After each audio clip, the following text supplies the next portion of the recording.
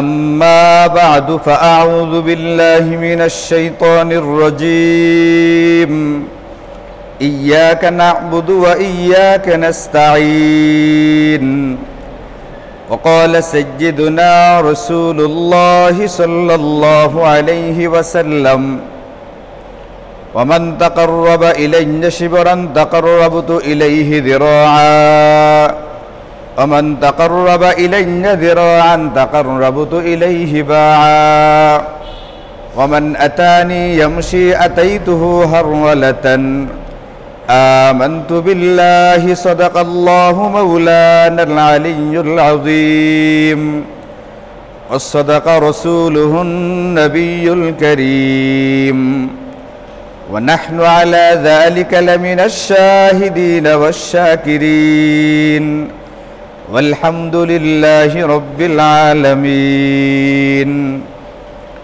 اللهم صل على محمد وعلى آل محمد كما صليت على إبراهيم وعلى آل إبراهيم إنك حميد مجيد اللهم بارك على محمد وعلى آل محمد كما باركت على إبراهيم وعلى آل إبراهيم إنك حميد مجيد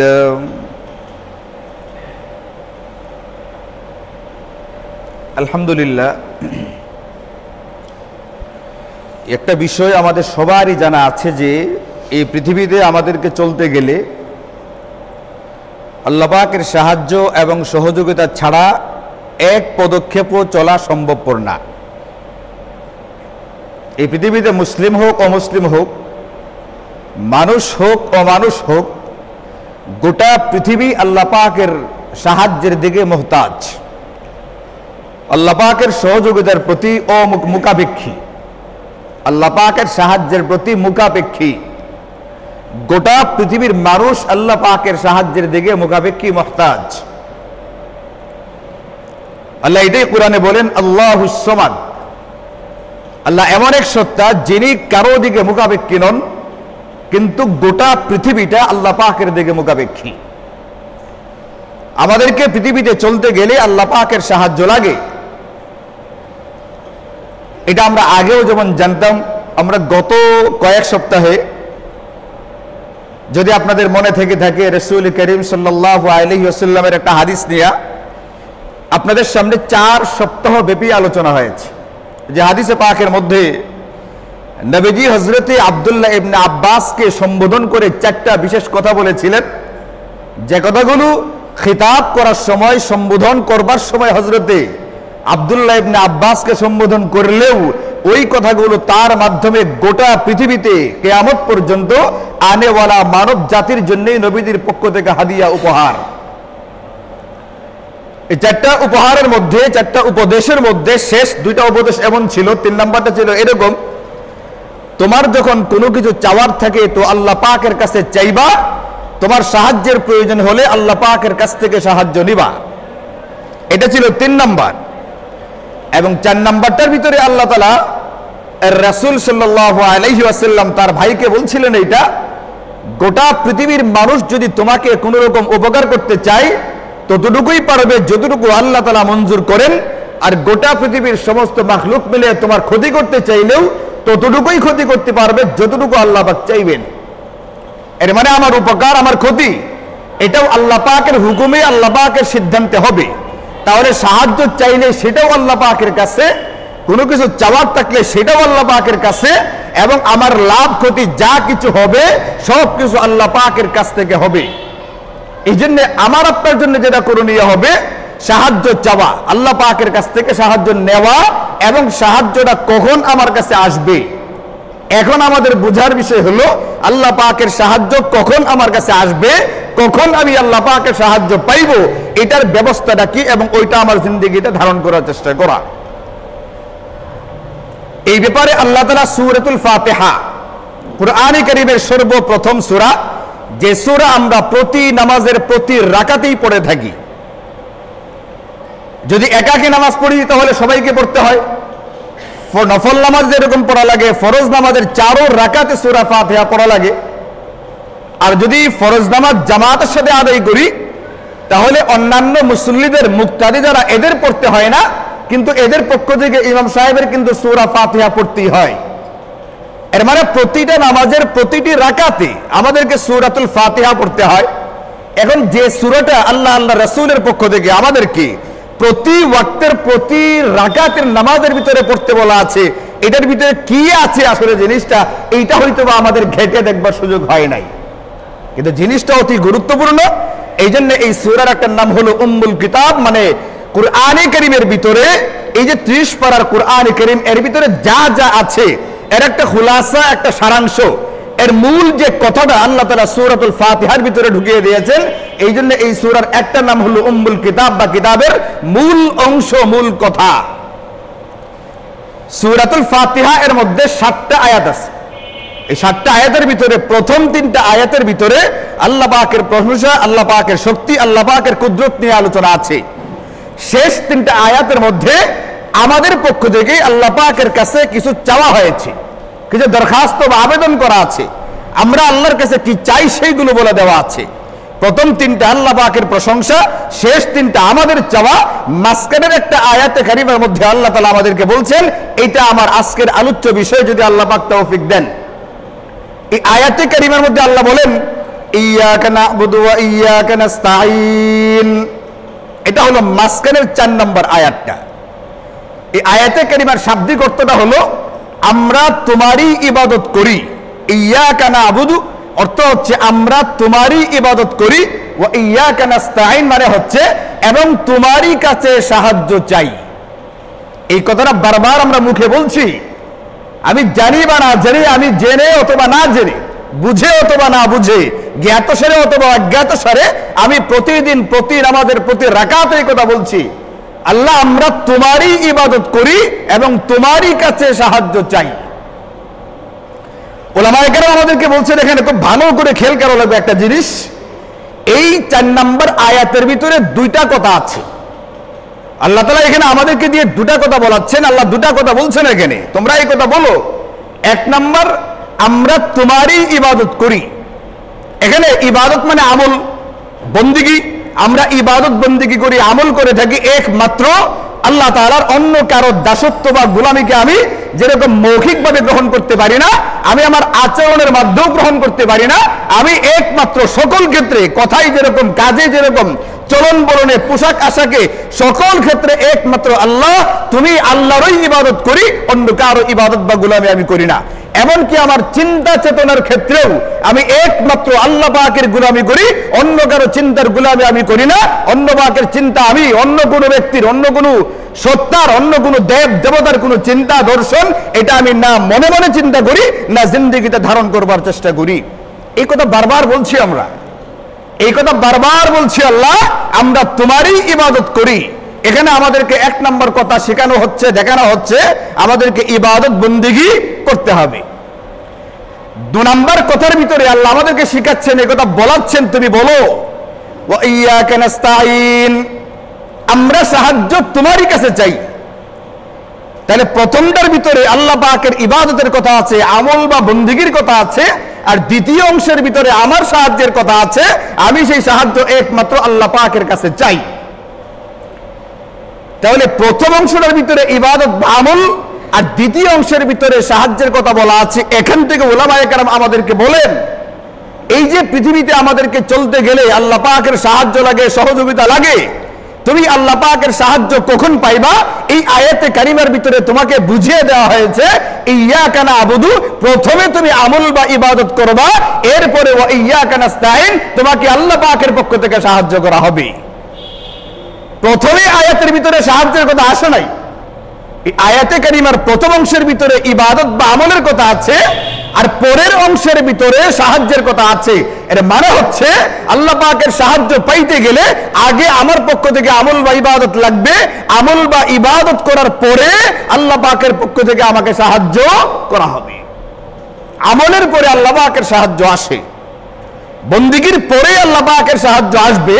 এটা হচ্ছে একটা স্বাভাবিক নিয়ম বা প্রক্রিয়া, কিন্তু এই স্বাভাবিক নিয়ম বা প্রক্রিয়াটা যদিও আল্লাহ পাকের জন্য না ফরজ, আল্লাহ পাকের জন্য না ওয়াজিব, আল্লাহ পাকের জন্য না এটা লাজিম। আল্লাহ পাক যেরকম আমলের পরে সাহায্য করতে পারেন, আল্লাহ পাক চাইলে আমল ছাড়াও সাহায্য করতে পারেন।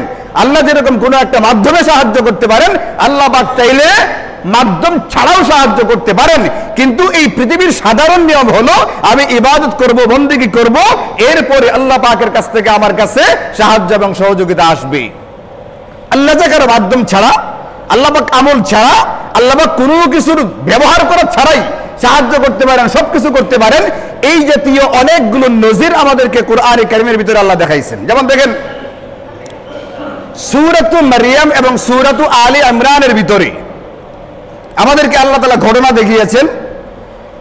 এখানে হযরতে মারইয়াম আলাইহিস সালাম তিনি যখন জন্ম নিলেন তার আগেই তার আব্বা মারা গেলেন। ছোটবেলায় এখন তাকে কে লালন পালন করবে এই ব্যাপারে আলাপ আলোচনার পরে সিদ্ধান্ত হলো তার খালুজি হযরতে জাকারিয়া আলাইহিস সালাতু ওয়াস সালাম, যিনি একজন নবী এবং যার নামটা কুরআনে কারিমে বারবার এসেছে, এমন একজন বিখ্যাত প্রসিদ্ধ নবী হযরতে জাকারিয়া আলাইহিস সালাম, ইনি হযরতে মারইয়ামের খালু হইতেন।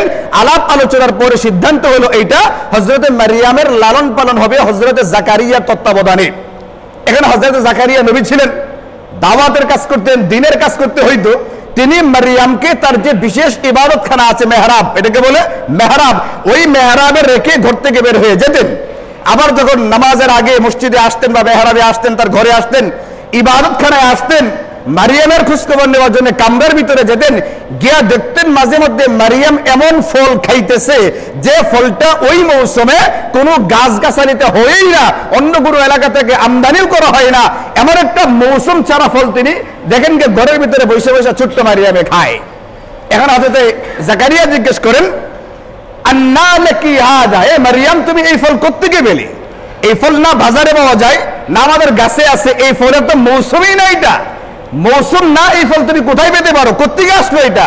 ক্বালাত হুয়া মিন ইনদিল্লাহ, এই ফল আল্লাহ পাকের কাছ থেকে আসছে। মারইয়াম, ছোট্ট মারইয়াম এই কথা বলেন এইটা যে মৌসুম ছাড়াও আল্লাহ তাআলা ফল দিতে পারেন এবং ফল আল্লাহ পাকের কাছে আসতে পারে। এটার জন্য আল্লাহ পাক না গাছের দিকে মুহতাজ, না আল্লাহ পাক তার নির্ধারিত মৌসুমের দিকে মুহতাজ।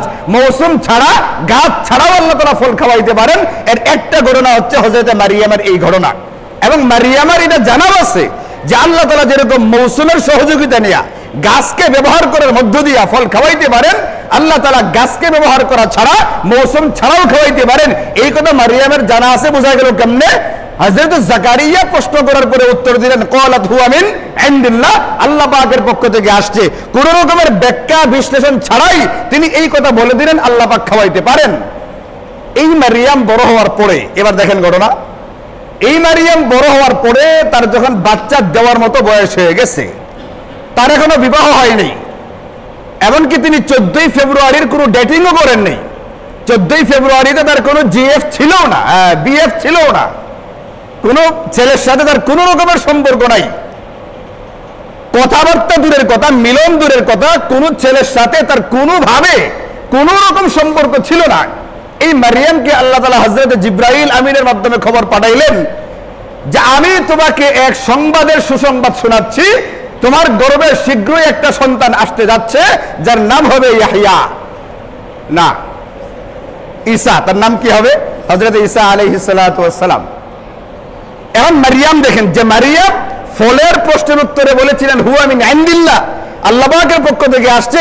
এখানে এই কথা বলেন নাই গাছ না থাকলে কি হবে, গাছ আল্লাহ বানাইছেন, গাছ না থাকলে হবে, গাছ বানাইবার পরে গাছের ভিতর থেকে আল্লাহ বের করছেন, এরপরে আমি পায়রা খাইছি, এত ব্যাখ্যাতে জান নাই।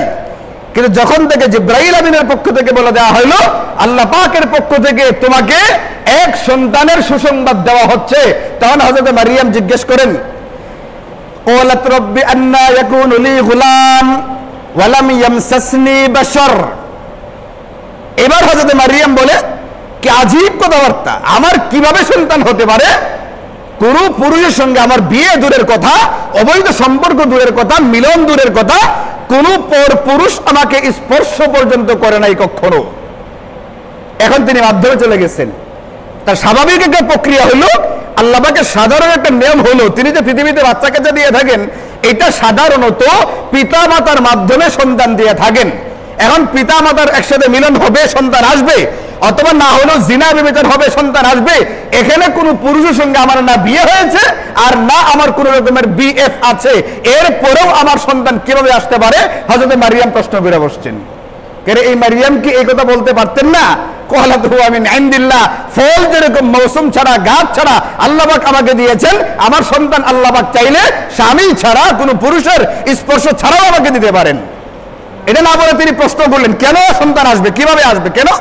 তার মাথার ভিতরে স্বাভাবিক একটা কথা হলো এটা, আল্লাহ পাক সাধারণত একটা মাধ্যম বা ওসিলা ব্যবহার করে দিয়া থাকেন, এখানে সেই মাধ্যম বা ওসিলাটা আসে নাই, এরপরও আমার সন্তান কিভাবে আসবে?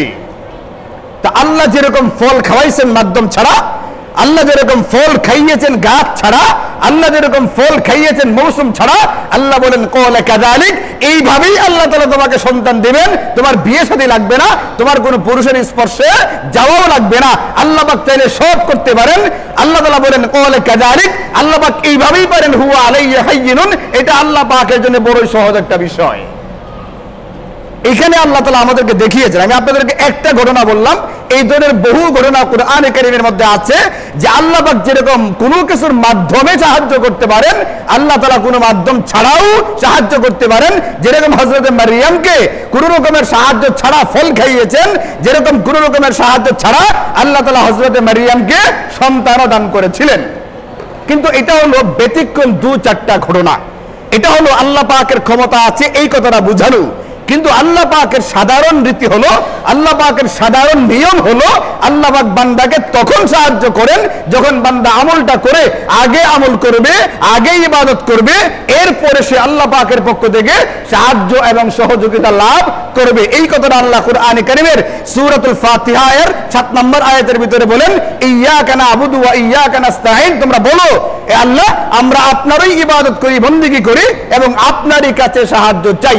এর মানে আগে হবে ইবাদত বন্দেগী, আগে হবে আমল, এরপরে আল্লাহ পাকের পক্ষ থেকে আমাদেরকে সাহায্য এবং সহযোগিতা করা হবে।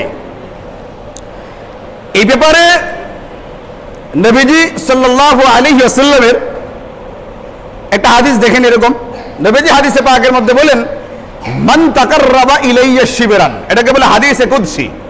মূল কথাটা আল্লাহ পাকের কথাটাকে হযরত রাসূল করিম সাল্লাল্লাহু আলাইহি ওয়াসাল্লাম তার ভাষায় উম্মতের কাছে পৌঁছে দিয়েছেন, আমাদের কাছে পৌঁছে দিয়েছেন।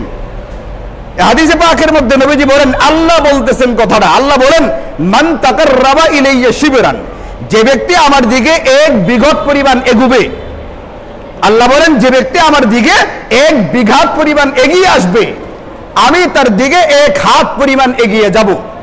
এই আমি আল্লাহ তাআলা, আল্লাহ বলেন তাকাররাবতু ইলাইহি জিরান, বান্দা একটু করবে, যতটুকু করবে এর বদলা বা বিনিময়ে যতটুকু হওয়া দরকার আমি এতটুকু দিব না, আমি তার চেয়ে অনেক বাড়াইয়া দিয়ে দিব, কিন্তু বান্দাকে একটু করতে হবে, একটু কাজ তার করা লাগবে। আল্লাহ বলেন মান তাকাররাবা ইলাইয়া শিবরান, যে আমার দিকে 1 বিঘত পরিমাণ এগিয়ে আসবে। কেমনে আগে যাবে? আসমানের দিকে উঠতে থাকবে রশি ভাইয়া, না আসমানের দিকে উঠতে থাকবে না, মানে ইবাদত বন্দেগীর মাধ্যমে, জিকির আজকারের মাধ্যমে, তিলাওয়াতের মাধ্যমে, দান খায়রাত সাদাকা ইত্যাদির মাধ্যমে, ইবাদত বন্দেগীর মাধ্যমে বলে বান্দা আল্লাহ পাকের দিকে 1 বিঘত পরিমাণ এগিয়ে যাবে, আল্লাহ তাআলা তার দিকে 1 বিঘত নয়, আল্লাহ তাআলা তার দিকে 1 হাত পরিমাণ এগিয়ে আসবেন। আল্লাহ বলেন ওমান তাকাররাবা ইলাইয়া জিরাআন, যে ব্যক্তি আমার দিকে 1 হাত পরিমাণ এগিয়ে আসবে, তাকাররাবতু ইলাইহি বা'an, আমি তার দিকে 2 হাত পরিমাণ এগিয়ে যাব। বান্দা যতটুকু করবে আমি এতটুকু না, তার চেয়ে অনেক বেশি বাড়ায়া তার দিকে আগে যাব। আল্লাহ তাআলা এই কথা বলেন, ওয়ামান আতানি ইয়ামশি আতাইতুহু হারওয়ালাতান, কোন বান্দা যদি আমার দিকে হেঁটে হেঁটে আসতে থাকে, অর্থাৎ স্বাভাবিকভাবে আমার দিকে আসতে থাকে, সাধারণ ইবাদত বন্দেগীর মাধ্যমে আসতে থাকে, আল্লাহ বলেন আতাইতুহু হারওয়ালাতান, আমি তার দিকে দৌড়িয়ে এগিয়ে যাব। এর মানে সে যে গতিতে ইবাদত করবে আল্লাহ পাকের সাহায্য তার চেয়ে অনেক বেশি দ্রুত গতিতে আমার দিকে এগিয়ে আসবে। এই হাদিসে পাকের ভিতরে দেখেন পরিষ্কার ভাবে নবীজি সাল্লাল্লাহু আলাইহি ওয়াসাল্লাম আমাদেরকে এই কথা বলে দিলেন, আল্লাহ পাকের 1 হাতের সাহায্য আসবে যখন আমি আধা হাত অন্তত আমল করব, আল্লাহ পাকের পক্ষ থেকে 2 হাত পরিমাণ সাহায্য আসবে অন্তত যখন আমি 1 হাত পরিমাণ আমল করব, আল্লাহ পাকের সাহায্য আমার দিকে দ্রুত আসবে অন্তত আমি যখন ধীর গতিতে হলেও আল্লাহ পাকের ইবাদত বন্দেগীটা করতে থাকব। এর মানে আমলের পরে আমার কাছে সাহায্য আসবে, এটা একটা আল্লাহ পাকের সাধারণ এবং স্বাভাবিক নিয়ম প্রক্রিয়া, যদিও এটা ছাড়াও আল্লাহ পারেন, কিন্তু সাধারণ নিয়ম হলো এটা, আগে তুমি চাইবা, আগে তুমি আমল করবা, এরপরে আল্লাহ পাকের কাছ থেকে সাহায্য আসবে। যেমন দেখেন নবীদের পক্ষ থেকে আল্লাহ পাক একটা বিশেষ ঘটনা মাঝে মধ্যে ঘটাইতেন, দেখাইতেন, এটাকে বলা হয় থেকে মুজিজা। মুজিজা শব্দের শাব্দিক অর্থই হলো অক্ষমকারী। মানে আল্লাহ তাআলা নবীদের মাধ্যমে এমন কিছু ঘটনা ঘটিয়েছেন যে ঘটনাটা গোটা পৃথিবীর সমস্ত মানুষকে অক্ষম করে দেয়। এই জাতীয় ঘটনা কোনো মানুষ কোনোদিনই ঘটাইতে পারবে না। এমন কিছু বিষয় আল্লাহ পাকের পক্ষ থেকে নবীদের মাধ্যমে করিয়েছেন যে ঘটনাগুলো আল্লাহ তাআলা ঘটাইছেন, এইগুলো পৃথিবীর মানুষ মিলে কোনোদিনই করতে পারবে না। গোটা পৃথিবীর মানুষ এই ব্যাপারে অক্ষম, এই জন্য এই বিষয়গুলোকে বলা হয় থাকে মুজিজাতুন, মুজিজা। আপনি শুনেন নাই নবীরা মুজিজা দেখাইতেন? এখন আল্লাহ যে মুজিজা দেখাইছেন নবীদের মাধ্যমে, দেখেন এই ঘটনাগুলো এমনিতেই অলৌকিক ঘটনা, যেগুলো স্বাভাবিকভাবে মানুষ করতে পারে না। মানুষ করতে গেলে অক্ষম অপারগ হয়ে যায়। ঘটনাগুলো এমনিতেই অস্বাভাবিক, এগুলো আল্লাহ তাআলা ঘটাইতেন। তা আল্লাহ তাআলা যখন ঘটাইছেন, আল্লাহ কোনো মাধ্যম ছাড়া, কোনো আমল ছাড়াও করতে পারতেন।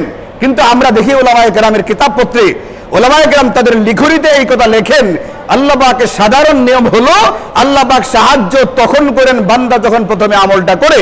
এর মানে বান্দা আগে আমল করবে, এরপরে আল্লাহ পাক সাহায্য করবেন। এই নিয়ম বা রীতির ব্যতিক্রম আল্লাহ পাকের পক্ষ থেকে দেওয়া মুজিজাগুলোর মধ্যেও ঘটে নাই। কেমন? নবীজি নবম হিজরিতে যুদ্ধে গেছেন, জিহাদে গেছেন খ্রিস্টানদের বিরুদ্ধে। এদের পক্ষ থেকে খবর আসছে তারা মুসলমানদের উপরে হামলা করবে। যে নবীজি বলেন ঠিক আছে, এরা আসতে চাই, চলো আমরা এগিয়ে যাই। সাহাবায়ে কেরামকে নিয়ে 30,000-এর এক বিশাল বাহিনী নিয়ে নবীজি রওনা হলেন। 400 মাইলের উপরে দূরত্ব, অনেক গরম এবং ক্ষুধার কষ্ট ছিল, পানির সংকট ছিল, অনেক রকম সমস্যা ছিল। কিন্তু যখন আল্লাহর নবীর পক্ষ থেকে ঘোষণা হলো এরপরেও আমাদেরকে জিহাদে যেতে হবে, সাহাবায়ে কেরাম একবারে সঙ্গে সঙ্গে রাজি হয়ে গেছেন। এই কথা বলেন নাই প্রচন্ড গরম চলে, এই কথা বলেন নাই প্রচন্ড দূরত্বের বিষয় আছে, এই কথা বলেন নাই আমাদের সাওয়ারির স্বল্পতা আছে, এই কথা বলেন নাই আমাদের অস্ত্রের সংকট আছে, এই কথা বলেন নাই আমাদের অর্থের সংকট আছে। জিহাদ এত গুরুত্বপূর্ণ একটা আমল। আপনাদের ভয় লাগতেছে জিহাদ কথা বললে? ধরলে তো সবার আগে আমারও ধরবে, তাই না? আর ধরতে চাইলে জিহাদি কিতাব লাগবে না, ফাজাইলে আমলটাও ধরতে পারে। ফাজাইলে আমল ধরে নিয়ে ছবি তুলে বলবে তার ঘরে জঙ্গিবাদী কিতাব পাওয়া গেছে। অথচ আপনারা বলেন ফাজাইলে আমল হচ্ছে ঠান্ডা আর নিরীহ কিতাব, এই পৃথিবীতে আর একটা আছে। সবচেয়ে ঠান্ডা এবং নিরীহ কিতাব যদি হয়ে থাকে এটা হচ্ছে ফাজাইলে আমল। এখন যদি আপনাকে ধরতে চাই, আপনাকে পাকড়াও করতে চাই, জেলে নিতে চাই, তাহলে ফাজাইলে আমল দেওয়া আপনাকে ধরতে পারবে। মূলত ফাজাইলে আমল কোনো বিষয় না, মূলত জিহাদি কিতাব কোনো বিষয় না। মূল হচ্ছে আপনাকে ধরা হবে কি ধরা হবে না। আপনাকে ধরতে চাইলে যদি একটু মুসলমান যদি মুসলমান হয়ে থাকে, একজন মুসলমান যদি অন্তত আদনা থেকে আদনা স্তরের মুসলমান হয়ে থাকে, এই মুসলমানের ঘরে কোরআন শরীফ আছে না? আরে বলেন না, কোরআন শরীফ আছে না? আছে। আচ্ছা, কার কার ঘরে কোরআন শরীফ আছে একটু দেখান তো, কষ্ট করে হাত। 2-4 জন আছে, নারীকে মনে হইতেছে। আচ্ছা ভাই নামান, কষ্ট দিলাম আপনাদেরকে, বাকি বেশিরভাগ ঘরে আছে। এই কুরআনে কারীমের ভিতরে শত শত জিহাদের আয়াত আছে। আপনি যদি এই কথা চিন্তা করেন যে আমার ঘরের জিহাদি কিতাবপত্রগুলো পড়ে ফেলবো, সমুদ্রে ফালাইয়া দিব, এইগুলো ঘরে রাখা যাবে না, পুলিশ ধরতে পারে, এই সমস্যা ওই সমস্যা হতে পারে, তাহলে সবার আগে কোনটা সরাইতে হবে? কুরআনে কারীম সরাইতে হবে। অন্যান্য কিতাবে জিহাদের আয়াত নেওয়া হয়েছে কুরআনে কারীম থেকে। আয়াত তো অন্য কিতাবওয়ালারা বানাই নাই, অন্য লেখকরা কিতাব লিখছে, আয়াত নিছে কোত্থেকে? কুরআনে কারীম থেকে। অন্য বইগুলো পড়ে ফেললে লাভটা কি? অন্য বইগুলো সাগরে ফেলাই দিলে লাভটা কি? কুরআনে কারীম তো আর ফেলাইতে পারবেন না।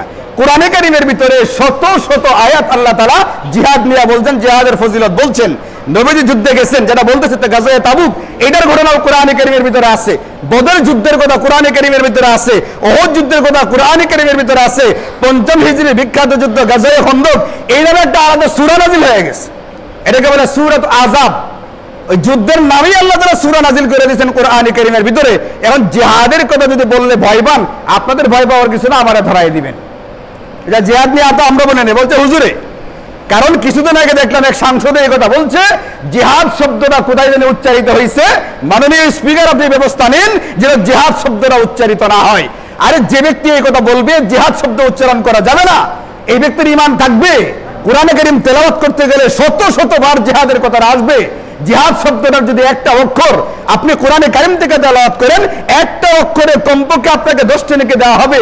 মুসলমান হিসেবে জিহাদ শব্দ দূরের কথা, একটা অক্ষর যদি কেউ বাদ দেওয়ার চিন্তা করে এই ব্যক্তির ঈমান থাকবে না। এই জন্য ভয় পাবেন না। আল্লাহ তাআলা যারা তকদিরে রাখছে, যারা গত সপ্তাহে আলোচনা হয়েছে মনে থেকে থাকলে, আমি আপনাদেরকে উগ্রবাদ জঙ্গিবাদ এতে উৎসাহিত করতেছি না। সত্যিকারের সঠিক জিহাদ যেটা ওটার কথা বলছি আমি। একজনকে ধাম করে মেরে ফেলবেন, হামলা করবেন। আচ্ছা বলেন, এই পর্যন্ত প্রতি বছর দুর্গাপূজা নিয়ে আওয়াজ করছি, আপনাদেরকে এই কথা বলি নাই?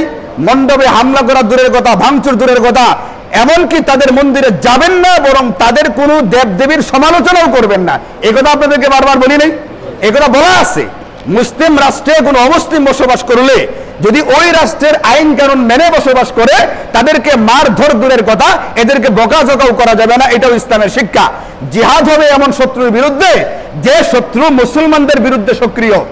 আচ্ছা বলেন, কোন দেশ বা কোন রাষ্ট্র যদি বাংলাদেশের বিরুদ্ধে তৎপর হয়, বাংলাদেশে হামলা করতে চায়, এর বিরুদ্ধে কি বাংলাদেশ সরকার ব্যবস্থা নিবে না? 1971 সনে পাকিস্তানিরা যখন বাঙালিদের উপরে জুলুম করেছে, তখন কি বাঙালিদের পক্ষ থেকে ব্যবস্থা নেওয়া হয় নাই? তো যদি ব্যবস্থা নেওয়া হয়ে থাকে, আল্লাহ এটাই বলছেন, যখন কোন রাষ্ট্র মুসলমানদের বিরুদ্ধে, ইসলামের বিরুদ্ধে সক্রিয় হবে, মুসলমানদের উপরে, ইসলামের উপরে জুলুম করবে, তখন তোমাদের পক্ষ থেকে জিহাদ নামের ব্যবস্থা গ্রহণ করো। আমি আপনি, আমার আপনার রাষ্ট্র যদি নিরাপত্তা দিতে গিয়ে আরেকজনের বিরুদ্ধে ব্যবস্থা গ্রহণ করতে পারি, তাহলে মুসলমান কেন তার ইসলামের জন্য ব্যবস্থা গ্রহণ করতে পারবে না? এইটা কেন জঙ্গিবাদ হয়ে যাবে?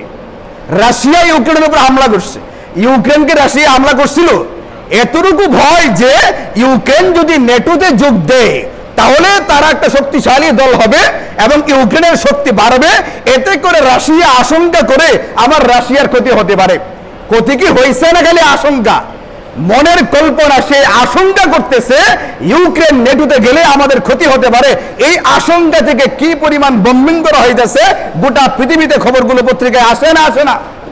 লক্ষ লক্ষ মানুষকে মেরে ফেলা হইতেছে, বিল্ডিংকে তছনছ করে ফেলা হইতেছে, অজস্র সম্পদকে নষ্ট করা হয়। কই তখন তো সন্ত্রাসকে সন্ত্রাস বলা হয় না, জঙ্গিবাদকে জঙ্গিবাদ বলা হয় না। মুসলমান যখন তার নিরাপত্তার জন্য, ইসলামের নিরাপত্তার জন্য মুসলমানদের বিরুদ্ধে সক্রিয় শত্রু যারা, নিরীহ যারা, এদেরকে বলা হয় নাই। যারা মুসলমানদের বিরুদ্ধে সক্রিয় ক্ষতি করতে চায়, এদের বিরুদ্ধে জিহাদের ব্যবস্থা দিয়েছে।